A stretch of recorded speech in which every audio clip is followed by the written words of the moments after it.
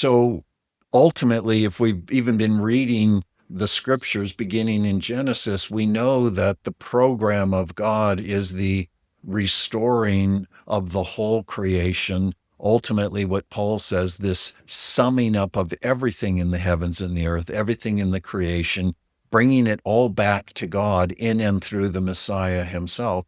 And in that way, God will become all in all.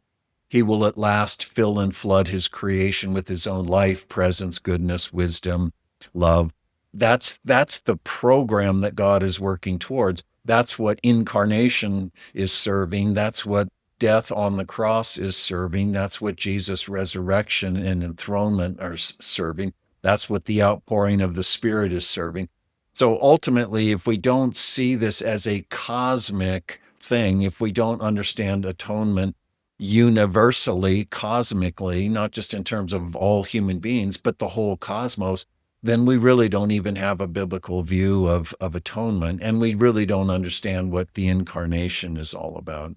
Yeah, those are definitely scandalous statements, Kit. Once again, very few pulpits are saying things too with that much emphasis and force too. But hopefully our listeners are understanding this is not an indictment, but what we're hopefully telling people is that when we actually have like an incomplete understanding of these things too, is it does lead to wrong error, not only a premise, Kit, Absolutely. but also a conclusion. And so listeners, please understand this on this too, is that Kit and I are just really striving to make sure that people understand the full implications of these things, and that if we take them to their nth degree, this is what these things mean. And then obviously we pray for grace and understanding because we know these things are weighty, that God would help us catch and understand these things over time as well.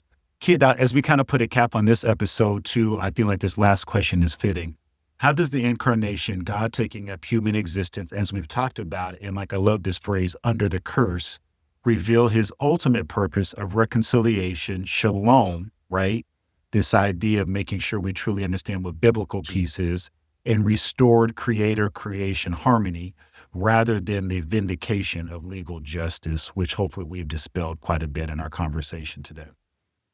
Right. And again, to kind of add to what you had just said, we really do want people to be Berean. And if they don't know that term, it just refers to a a disciplined, careful inquiry or Mhm. examination.